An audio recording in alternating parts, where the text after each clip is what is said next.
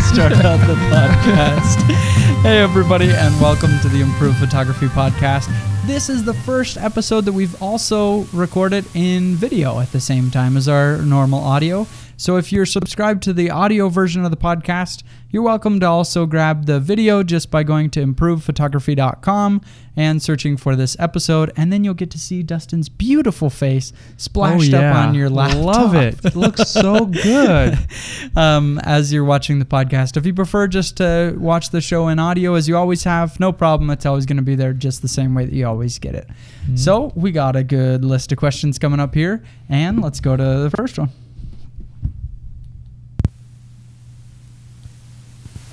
Hey guys, this is Mike from Wasco, California, and I'm going to be doing photography full-time professionally here in the next few months or so. And so I'm going to buy a camera, a Canon 5D Mark III. Yeah. And I'm also looking to get nice quality glass. I already have a 70-300 Canon lens, but I wanted to get something with a bit more sharpness and just more features. And so that's my question. I'm mainly going to be doing portrait photography. And so I was wondering, with the money that I have to spend, which is around the $1,500, $1,600 mark, which would be better, the Canon 70-200 2.8L with no IS, or the Tamron 70-200 2.8 BC. And I'm just wondering, because I know you guys do a lot of this kind of work, which would actually come in more handy for me. I'm also going to be using my camera for video as well. But I do have a rig, so that can kind of stop vibration on lenses with no IS. So just would really enjoy your feedback on that. I love the podcast, been listening to it all, and you guys do a great job. Thanks. That's a big question. First of all, let's just be clear about one thing. This guy's going to be spending like $7,000-8,000 before he's out of this, because he's buying a Canon 5D Mark III. Mm-hmm. That's $3,500. And now we're talking about a 70-200 on top of it, and he's mentioning other lenses as well. This is an expensive venture. But exciting. It is exciting. Exciting. It's like Amazon boxes are going to be coming through the door. Small, but it'd be great. Yeah. So this is something that most photographers are going to do once you decide you're going to shoot professionally, or you really, really want to get good quality camera and lenses. Eventually, you got to fork out for the 70-200. The 70-200 f2.8 lens is in just about every professional photographer's bag on planet Earth. It's a very good lens for portraiture, and it's just so versatile. To go from 70-200, it just meets a lot of needs. Even for closer sports like basketball or wrestling, not like soccer where they're going to be clear on the other side of the field. Soccer, football, no good. Yeah. So a very good lens, but he's wondering, should he go with the older Nikon version without... Canon. He's a Canon guy. Yeah. Or I keep thinking Nikon. Or should he go to the Tamron third-party lens? It's not a clear-cut answer. The Canon lens has a little bit better sharpness. The Tamron, the 70-200, does have some vignetting for sure that it's been known for. But it has the VC, the vibration reduction, which is a technology that's put into a lot of lenses, especially longer lenses like a 70-200, that makes shifts, very small, minimal shifts as you're holding it to counteract the trembling in your hand. So it's a really nice technology. It makes a big difference in the sharpness of your pictures if you're shooting in low light. So here, it really depends on your situation. The vibration control is so nice. If you're shooting in low light areas, like in wedding receptions, I might even say go for the Tamron here. If that's not going to be if that's less of an issue, you're going to be on a tripod, etc., then maybe go with the Canon, because it is a little bit sharper, less prone to vignetting, etc. Yeah, I am a little biased to Canon lenses or Nikon lenses, just because they put the most quality into their lenses that I'm just not as worried. Third-party lenses such as Tamron, they kind of bother me just because I feel like I'm going to spend a lot of money and still not be happy. And that's been my experience with third-party lenses. Well, and the other thing to consider as you're looking at any third-party lens is that almost across the board, you're going to have less durability of the lens. That's probably one of the biggest differences I see going from the the Canon, the Nikon, the Sony lens compared to a third-party lens is usually durability is less. Now, especially Tamron has really stepped up their quality in the last couple of years. I mean, a huge difference in the quality of those lenses. Older Tamron lenses just, oof, but newer ones are getting really, really good. So as far as image quality is concerned, yes, I think they're a real player, and a lot of times you really should look at the third-party lens. But we're yet to see how this new generation, these better quality Tamron, Sigma, Tokina lenses, if they're going to stand up just like the Canon and Nikon always have. And so that's something we're yet to see. It's something to consider when you're forking out $1,500, $2,000 on a new lens. Yep. Hi, my name is Rodney Martin from Augusta, Georgia, and my question is, when buying a used camera, how much does the number of shutter actuations matter?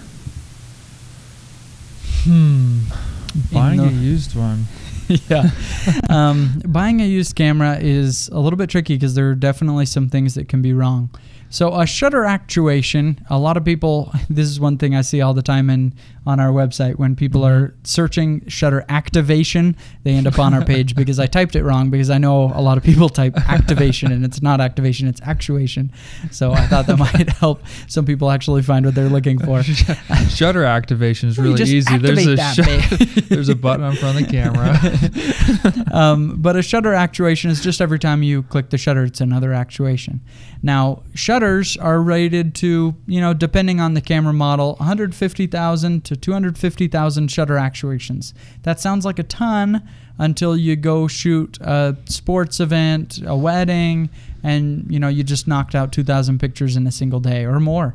And, if you do that a lot, you're going to wear out the shutter. Or if you shoot time lapse, you set up a time lapse where it's taking a picture every 5 seconds for several hours, that's going to wear out your shutter before too long.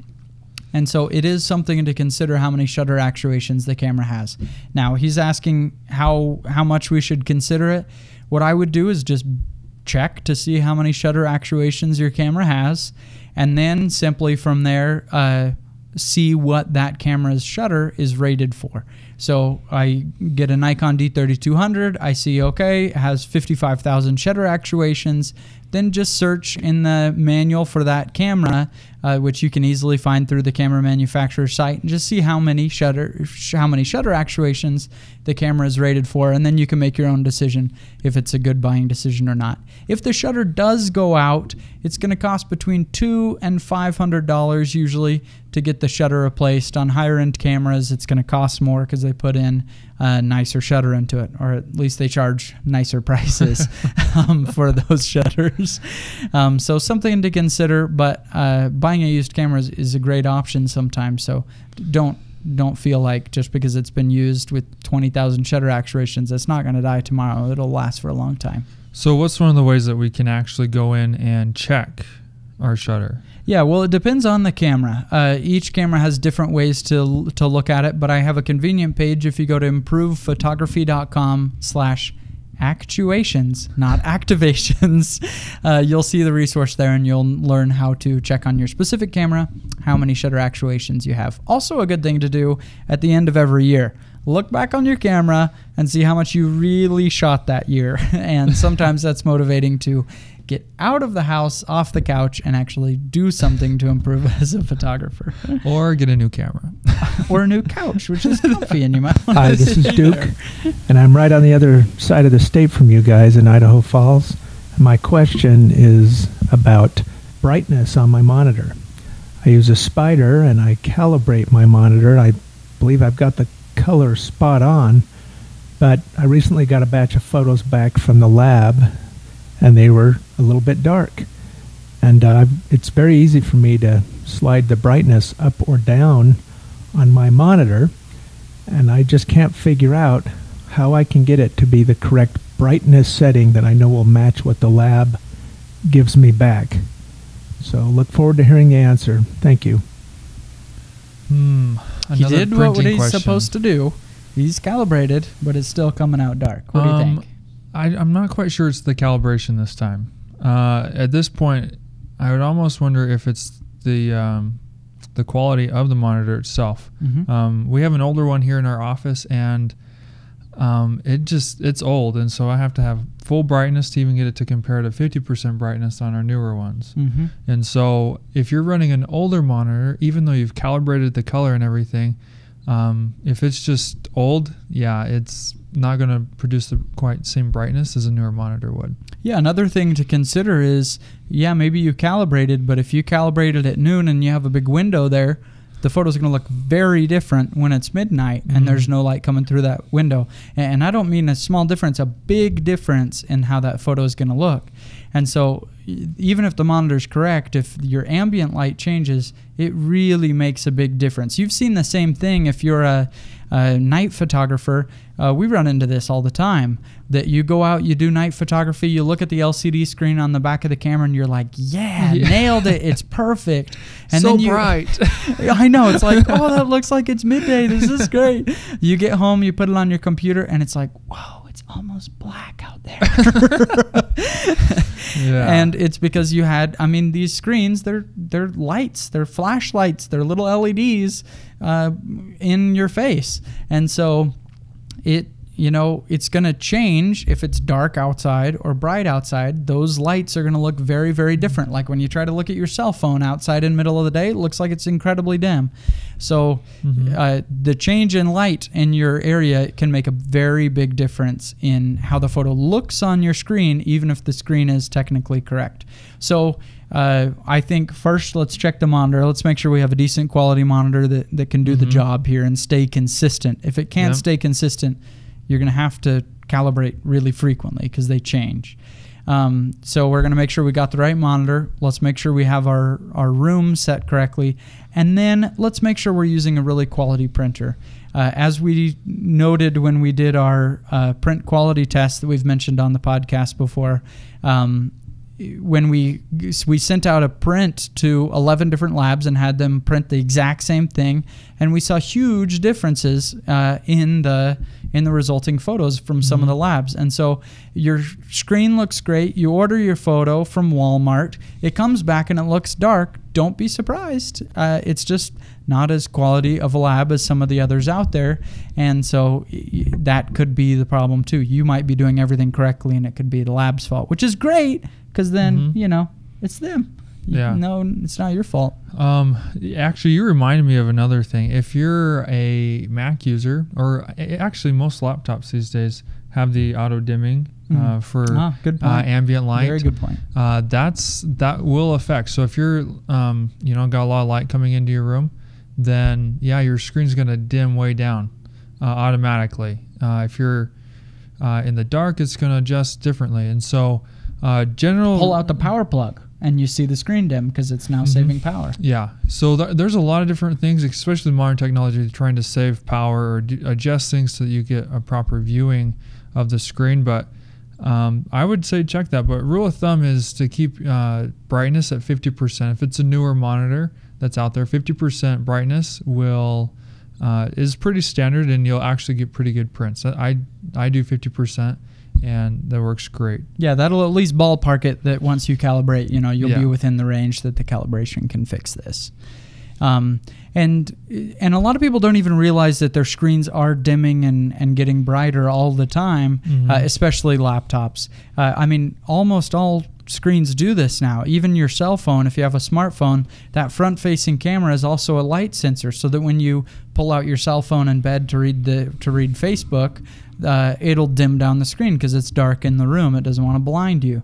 And then when it's out in midday and it sees it's bright outside, then it'll try to increase the brightness of the screen so you can actually see it. So a lot of screens do this, and it's definitely something to be aware of. Another reason why photo editing on a laptop really is problematic. Not the best. Hi, I'm John from Corona, California. I wanted to start taking portraits, and I wanted to get some flash gear, such as a speed light, a light stand, and a shoot-through umbrella, reflectors and such. But would it be better money spent if I saved up for a faster lens? I have a D3200, a Nikon, with the kit lenses, the 18 to 55 and the 55 to 200 lenses. Should I save up for faster lenses, or should I go ahead and get the flash gear first? Thanks. We played this question right before we recorded the show, and we were just going through all of them to make sure we had our ducks in a row here. And I said, okay, this guy's asking if he should buy a lens or flash, and Dustin said, flash. Next question. Well, it's true though. No matter what lens you have, I think adding flash photography or any type of light into your photos will kind of give better quality images. And so is almost a trade-off. I wouldn't say don't get a new lens because you have flash gear, but if you're debating on which direction to go first, flash. I would get some flash gear, no matter how basic it is, and just practice with that. Add that into your photos, and you're going to love it. And then let's talk about a lens. Yeah, I can definitely see that. I mean, when you first get started in flash photography, it's like a revolution in your photography happens. If you're a portrait photographer, you get started in flash and things really change. The quality of your photos is very different. Because I think the thing that it helped me so much when I got started in flash is not that I couldn't control the lighting with ambient light, using reflectors and things like that, but I didn't quite understand how important the lighting was. And I didn't take control of the lighting until I saw flash photography, when I can move it an inch here, move it an inch there, soften it, change it, diffuse it, color it. And then once I got a taste for how I could really manipulate the light, I got better with natural light as well. So I definitely understand why you would say go with the flash. But at the same time, a lens can also really help your creativity, can give you a new way of looking at things. Sometimes a photographer progresses to the point that, I'm capable of shooting a really, really sharp, clean photo, but my lens isn't quite there. And so your photos will just never look 100% sharp, because it's the lens is the bottleneck at that point. Right. So there's definitely a case for both, but I definitely understand why you'd say flash, and maybe I'd say the same thing, because the lighting is everything in photography. We all hear it, but you can't really experience that until you can control it all with flash. Oh yeah, I would love a new lens. I really would. But I don't know. It depends on how much money you have, because we have some awesome lenses we'd recommend. But we also have some really affordable flash gear as well to get started. So I don't know. Classic, in terms of price, I think you can get started in flash much cheaper than going with the new lens. If you go to improvephotography.com/flash gear, $150 you can get a simple lighting kit, including the flash, that will really open up some doors for you. Good luck finding a good quality lens for that, except maybe a 50mm or something like that. Hi, this is Camille from capturedbycamillephotography.com. I have a question about the SB400 speed light. I'm currently using it on my Nikon D5100 when I'm trying to take photos with flash.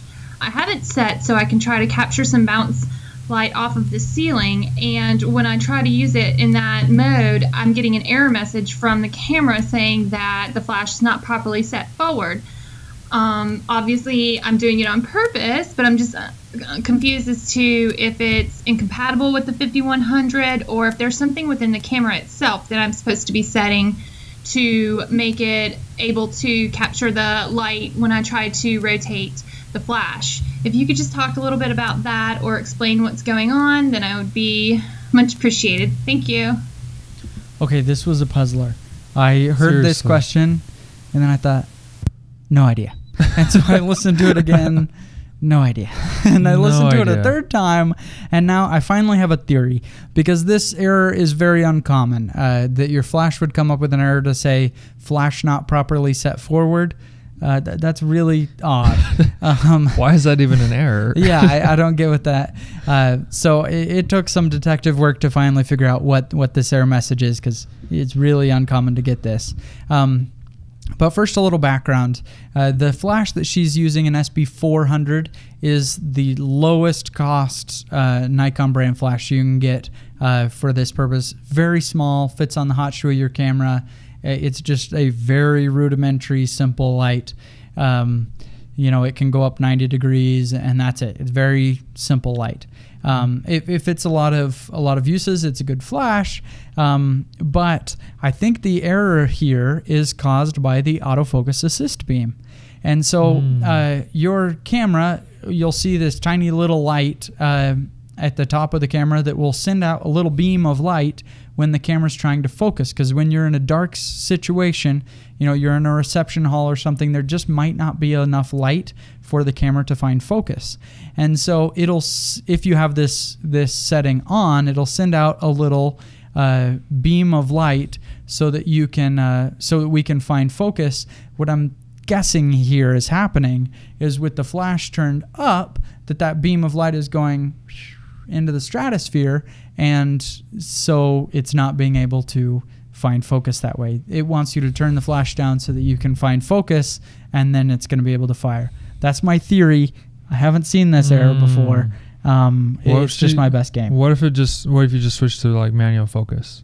Yeah, I guess that'd be a good way to troubleshoot this. Switch to manual focus, and then we'll see if that error still happens. When I first heard the error, I wondered, though, if it was flash not properly set forward, if it just wasn't seated properly into the hot shoe, but it sounds like it's working otherwise, and just when she points the flash up, it won't work anymore. So I guess those are at least some things you can do to troubleshoot. Frankly, this is a really uncommon error.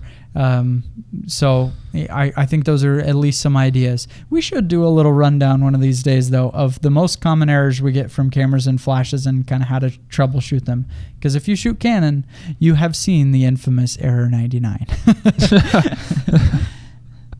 Hi, my name is Kevin from New York City. My question is about the closeness of an umbrella, a speed light, and the subject. Whether I'm using the umbrella to shoot through it, to diffuse light, or to reflect light in the opposite direction, I'm having trouble deciding how far each of those three elements should be in proximity to each other. Okay, he's going to throw in a lot of alsos here. So let's take these one at a time. Let's slow it down. So he has a flash, umbrella, and the subject. How far apart should all these be? Well, the flash and the umbrella should be as far as it possibly can. So it's pretty much the stem of the umbrella. The flash goes on the end of it, the very end of it. We actually have a YouTube video. It's called, I think, Umbrella Day. Yeah. Where we talk about flash photography umbrellas. Yeah, you can just go to improvephotography.com/umbrella day, and you can get it. Yep, and we show a video of what the flash looks like close together and far apart, and the difference there. Okay, so what difference does it make? Why would you want that flash further back from the umbrella instead of close up to the umbrella? Okay, so what it's doing is when it's further away, is the light has more room to fill out the umbrella and actually spread the light, and that's what we're doing. That's why we even put the umbrella on there, is we're trying to diffuse the light so it's not so hard and directional, but rather just spread it out and soften it. So when we have it further away, that's what it does. When we put it really close together, we diffuse the light so it's softer, but it's still that narrow beam of light. And in the video, we show exactly what that looks like with the flash right up against the umbrella. Yeah, and one tip that we found while doing that, I hadn't done before, is once we had seen how much of the umbrella the flash was using scooted back, we still said, there's still some umbrella there that isn't being used. Yeah. And so we used the little pop-up diffuser on the speedlight flash, that you can just pull out that little plastic sheet that flips down over the flash head. And then once we did that, then it really filled out the umbrella. Oh, yeah. And so that was something I didn't know before we did that. But by testing it, we found out that, we can get our light even softer by doing that. Yeah, because what that plastic thing does is you pull it out, and you'll notice it has like some contours and textures on it, and it's diffracting the light. And so when it hits it, the light goes all kinds of places. We wouldn't see that with our eye, but that's what it's doing. So in the umbrella, it just adds to it, and we actually take full advantage of the umbrella we're using. Boy, Dustin, diffracting. You're really taking this thing to the next level. That was awesome. I'm impressed. Words. That was pretty good. I was reading the dictionary before we started. And so let's talk about why this all matters. If you're new to flash photography or lighting in general, we often think that the softness of light means how bright or how dark it is, and that's not at all what we're talking about. We're talking about the larger the light source is. So if we use the whole umbrella, if the light is spread out on the whole umbrella, it's going to create softer light than if the flash just covers part of the umbrella. Now, by softness, we mean how long it takes to transition from a highlight to a shadow. So picture somebody, you take their picture in the middle of the day, and they have a hard shadow next to their nose. That's always going to happen during the middle of the day because the sun, although it is a giant, I always say planet and people correct me. It's not a planet, it's a star. Is it a star? But it's not a star. It's a... It's a star. Okay, it's a star. It's a star. Even though it's not. People will comment and tell us. So you have this planet up in the sky, but the light coming down is going to create tiny shadow or those hard shadows because it's far away, and so it's relatively small relative to you. But even a flashlight shined right up in your face is a larger light source because it's apparently larger to you. And so the larger the light source is, the more gradual the transition is from highlight to shadow. During the middle of the day, if you don't do anything to soften the sun's light, then you're just going to get the highlight to shadow is going to be like, 1 little millimeter, that there's kind of a gray zone. It's just going to be right highlight to shadow. It's distracting because you have weird shadows dotting people's faces and you can't pay attention to them. And so that's why softness of light matters, and that's why we want a bigger umbrella to get softer light. Use the diffuser, scoot the flash away, let's go on. For example, how close should the umbrella be to the speedlight when the speedlight is aimed to shoot through it? And also, how close should it be when it's reflecting? Also, Okay.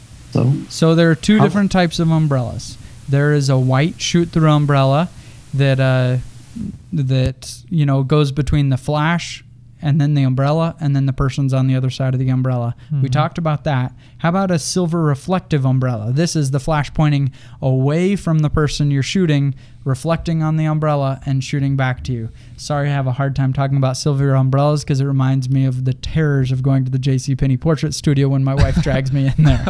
Oh, you still go to those? No, it's been years, but it's nonetheless scary. Okay, so I think it's the same concept. Yeah. You just want it far away. It's the same thing. You want it far away, so it's going to spread out the light. Close should the umbrella be to the subject when reflecting or shooting through? Also, what should be the zoom on my flash when I'm doing all of this? Thanks for the help. All right. Now, the zoom is something that a lot of photographers don't even know your flash can do, but the zoom, but your flash itself, most flashes, will allow you to zoom in, have a more constricted beam, or to zoom out and have a wider beam. As you might have guessed from our discussion, you will want the wider beam zoomed out so that it can cover more area and be a softer light. But that's the general answer. I mean, generally, we want softer light in portrait photography, but I mean, you can't say always, because sometimes we're intentionally making the light harder to do this or that, bring out the cheekbones. If you have a model that has beautiful high cheekbones, you want to bring those out. And the way to bring them out is with a harder light, so you get a little ever so slight shadow under those high cheekbones, and it'll look good. So usually we want softer light, but you can't say always. No, you can't say always, but I would say if you're just starting out, is go for the softer light. Yeah. Make sure that you can achieve that, and then you can start to break the rules. I mean, once we can, achieve what we should be getting, then we can get more creative with the light, make it harder or somewhere in between. So yeah, usually that's the natural progression of a photographer when they're learning flash. Or we do it backwards. When you get your flash, you know what the problems are going to be. When somebody just picked up a flash the first time, they're almost always going to be using multiple flashes when there's no need to be using multiple flashes, and the lights are just going crazy. And you look at the photo and it's like, wow, you had a lot of flashes going, didn't you? So they try to get too fancy when really most of the time one light is going to look really good. Multiple lights are good to fix problems, not to just throw up these complicated setups. So that also, the lights are usually too low when you're starting out in flash photography. Often you'll see, you can tell the light was low, lower than the person, and so your shadows are going like up the nose and stuff, which is not a natural direction of light. It's not. It looks weird. It's like, you know, how your older brother got in the tent and would hold his flashlight under his chin and tells ghost stories. You do that because it looks scary, and so if you have the light too low, it's gonna look scary. But that's something we frequently see when somebody's just learning flash photography. Right. Another frequent problem when you're learning flash photography is the light is just way too bright in comparison to the ambient light. I mean, it's just like, wow. It's like Zeus's lightning bolt. It's like, look at me, I can use flash. And you want to really show off that flash, and so it gets really bright. Oh yeah. Oh yeah. You've seen we've this been once or there. twice. Yeah, my own hard drive.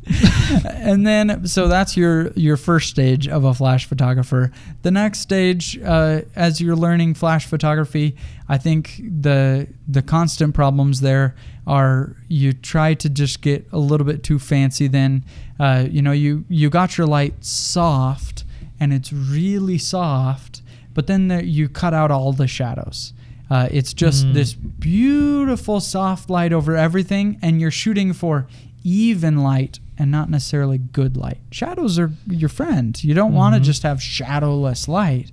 And so the photographers just make soft light, put it really close to the camera, and it's even, sure, it looks better than no flash sometimes, but without the interest of highlights and shadows, you can't show off the contours of people's face. It makes people look fatter because it looks like they're just this big round pie dish of a face instead of having definition and contours to the face. So yeah, just going too soft. Also, they'll try crazy things like, let's gel up a green and an orange and a yellow and a blue flash all at once, and we just have, it looks like psychedelic disco party. And then finally they settle down, they embrace shadows, only add those creative techniques where they're needed, and their flash photography starts to look good. Yeah, and I think that's natural for everyone to do that. I think we all did it, just like, oh, I can do this. Oh, I have that to do this. And which watch, is Mom, fine. 9 flashes. and actually, I would almost say go ahead and do it. It might not be the right way, but do it. Get it out of your system, and then start to really see some quality results out of your photography. And that's, I think we all do that. I think it's fun to maybe play around. It's creative, and you can kind of get a sense of what's going on. But Jim will always say, layer your flash photography. Start with one flash. If it's not going to do the trick, add a second one. That's still not quite there, add a third, fourth, fifth, 9 flashes later, until you get exactly what you're looking for. One at a time. And what's important with photography is that you have an interesting subject, and to draw attention, to make sure that the viewer, like me, and I look at all your portfolio photos you email us, is that I can tell exactly what you want me to look at. An easy way to do that is to have a highlight. Our eyes are going to see the brightest part of the photo first, and then we'll start to focus on everything else in the photo. So with portraits, it's nice to have a nice highlight exactly where you want us to look, and then let the light just kind of fall off and have shadows, and we don't need to expose for everything. Yeah, good advice. And the same is true not just with flash photography, but you learn Photoshop. And I know what we're going to see. Selective color. It's going to be a black and white photo that has the little girl's, the bow in her hair is going to be red. We're going to use that black and white with just a little spot of color. Selective color is great for the first week you're learning Photoshop. And like you said, it's okay. It's all right. Go ahead and go with it. Get it out of your system and learn new techniques. But you're going to get past it. Just like I think a lot of photographers, this one's arguable, would say the same thing about HDR. Embrace it, go wild, but hopefully if you're still using HDR later, you'll at least temper it to a reasonable level so it isn't like, that it's at least reasonable. Everyone's going to have to watch the video to see your face on that one. Yeah, it was bad. So, okay. Hello, hi, my name is Alok and I'm from Abu Dhabi, United Arab Emirates. And my question is, I have a Canon 650D and and I have 18 to 135 mm lens and a 40 mm pancake. I'm an amateur who has recently got into this hobby. I would like to invest another 500 to probably 700 US dollars on buying another lens. I'm going to shoot typically family, holidays, groups, etc. Do I go for a wide angle lens or for a telephoto zoom? A 70 to 300 perhaps, or anything else? What are your thoughts? Thanks. I really like your show. Keep up the good work. Bye. A low budget new lens. Low budget new lens that will shoot landscapes and groups, and he's wondering about a telephoto 300 millimeter lens.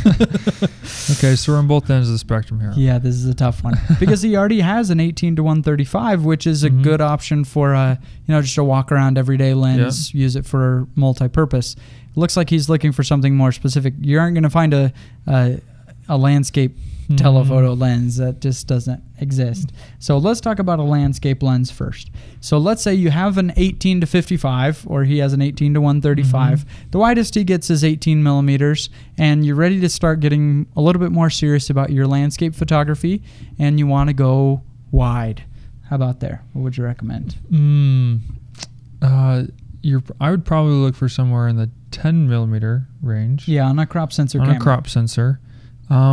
Sigma seems to have a pretty good lens for this. Yeah, Sigma has a good 8 to 16 millimeter, which is really wide. Yeah, almost fisheye. Yeah, really wide. Really wide. That's a good option there. I think they also have a 10 to 22. Also, Canon makes a 10 to 22. Nikon makes a 10 to 24. And those are all decent lenses. But to be real honest, and I'm not trying to be... this high level looking down on the crop sensor lenses because a lot of them are great. But honestly, I haven't seen a landscape lens for crop sensor camera that I'm really thrilled with. Yeah. They all have some limitations. The Nikon 10 to 24, we have a review of that up there. It's reasonably sharp, but not great. The chromatic aberration is bad. That means a little purple fringing between two areas of contrast. All of them just have trouble. I've shot the Nikon, shot the Canon, I've shot some of the Sigmas. They're just not all the way there. Yeah. I wonder if your best bet here may be the Tokina 11 to 16. They make one for Canon, Nikon, Sony, whatever brand you have, Pentax. But honestly, on crop sensor bodies, your wide-angle lenses really are pretty limited just because they haven't made one yet. There's nothing wrong with crop sensor bodies, but I haven't found one yet that I'm like, yeah, that's the landscape lens for a crop sensor body. Yeah, it's really tough, actually. But full frame, though. You have some really good options. You have some really nice options, and they cost about $1,500. So we're already out of price range on that, so we won't talk about that. But, okay, telephoto. Okay, telephoto, again, is sticky. Telephoto lenses are just very expensive if you want to get a fast aperture. And so the lens that he mentioned, a 70 to 300, is a perfectly good idea of a lens for a medium telephoto lens. It's not a super telephoto, but you can get pretty far out there. You can shoot junior soccer game or whatever just fine with the 300 millimeter lens. For shooting wildlife or far away sports, it's usually not quite enough. Usually we want to be 400 to 500 there before we really get serious about wildlife, and then your options are dramatically cut. So a 70 to 300 on a Nikon or Canon, good options. Both of them make 70 to 300s. Those are both good options, both around the $500-600 mark. But then if we want to get above 300 millimeters, it gets really tough. Now we're talking, over $2,000 up to $15,000 or $10,000. So they do get very expensive here. So I'd probably stick with the 70 to 300 unless you're real serious. I'm gonna do wildlife and sports photography. Then we can talk. Yeah. All right, that does it for our listener questions for the day. But we want to share with you each week one of the doodads, one of the cool things that we find, a little bit of technology that we really enjoy. And this week, I want to talk about a technology that I have not used yet, is my disclaimer, but I am dying to get my hands on to try. is the Olympus OMD is a micro four thirds camera. And so it's not the same sensor size as any DSLR. It's a smaller sensor size that has a little bit more magnification, but you lose the mirror. It's a mirrorless camera, and so the body style is much smaller. It's a smaller pocketable camera that has very good quality on par with DSLRs in many ways. So the Olympus OMD is a good camera for that reason. But what I love, the feature that I love about this, and I've been saying this for years, that DSLR makers should add into their cameras, but we don't have yet, is live bulb mode. What? And, live bulb mode. No! So when you're shooting night photography, you often want to go into bulb mode. And that just means I'm going to keep taking a picture until you tell me to stop taking a picture. You don't set the shutter speed for 20 seconds and it just ends in 20 seconds or 1/100th of a second. The shutter just ends. Bulb mode means I sit there with my finger on the shutter button and it keeps taking a picture for hours if I want until I let go, and then it'll finish the picture. Or the battery dies. Or the battery dies. Or you could use a cable release and lock it so you don't have to actually have your finger on the button. But what this has is live bulb mode, so that if you're taking a night photo and you can just hold on your cable release, it's going to take the picture, and you're watching the LCD as it's exposing. Starts with a black picture and gets brighter and brighter until it's the correct exposure. And then you just let go, and you have exactly the right exposure. It is so cool. I have been dying to get that for so long, because normally in night photography, you take a picture at 30 seconds. Oh, too short. Try 2 minutes. Oh, too long. Okay, try a minute 15. A little bit. Okay, try just a minute. And it'll take you 30 minutes for one shot to get the shot. This is the exposure, and then you move somewhere else that doesn't have that street light in the scene, and now we got to start from square one. It's just trial and error. That's what it is. And so this live bulb mode looks very cool. I haven't tested it for myself, but it looks very cool. I am anxious to get my hands on it. So when is Amazon coming to our door? Oh, as soon as I give them my money. How much does one of these cameras cost? I think they're around $800, and the lenses aren't quite as expensive as DSLR lenses, but still up there.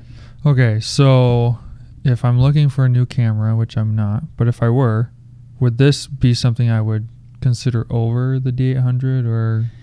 Well, I mean, they're just different beasts. I think the Micro Four Thirds, the Olympus OMD or any Micro Four Thirds camera is a good option if you want to drop weight, because sometimes you're traveling and you don't want to be lugged down with a heavy camera all the time. So sometimes I want to go to a lighter camera for a certain purpose. Or if you want to go super telephoto, you're a wildlife photographer, you really want to get your reach out there, but the lenses get extremely expensive on the super telephoto end of things. The 500, 600 millimeter are incredibly expensive for a DSLR. But if you go to a Micro Four Thirds, because of the smaller sensor size, you can get out much further for much cheaper and still get good quality. And we just wrote an article about that, about how sensor size is affecting your field of view. And so you can go to improvephotography.com/field of view test, and you'll see why that is, why a smaller sensor size can give you more magnification, a better crop factor for getting out there. So something to consider. Olympus OMD live bulb mode looks really, really cool. Awesome.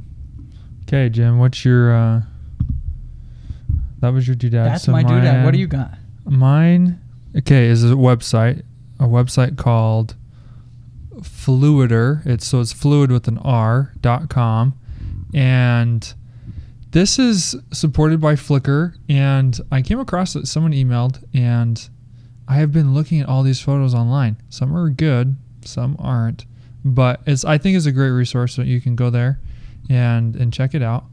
But I've been getting inspired. So we've been talking about wide angle lenses for a while, and so I've been searching photos that just have the certain type of lens that the Canon 16 to 35, and I just wanted to see what these photos were like. And so being able to search the particular lens that was used in the photo is actually awesome on this website.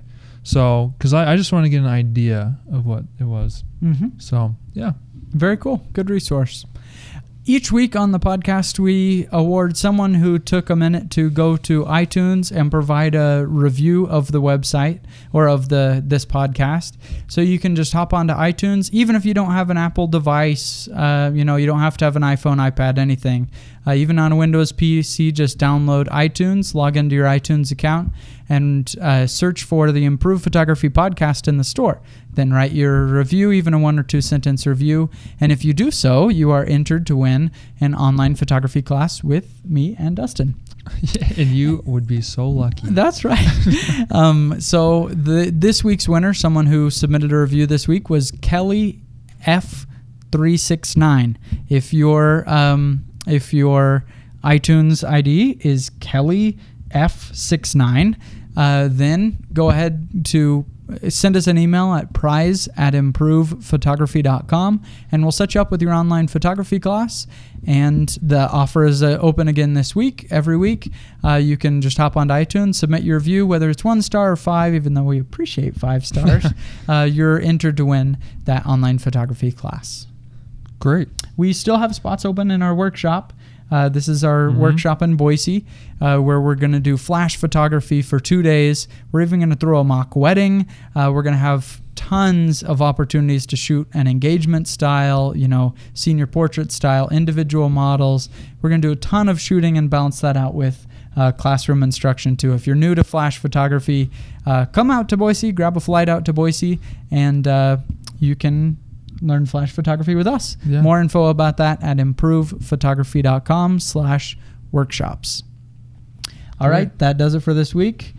I hope you enjoyed the first video episode, or if you're listening to the audio, that you continue enjoying the audio. Thanks for joining us this week. We really appreciate everybody's support. We really do. Thanks. Have a great week. Bye.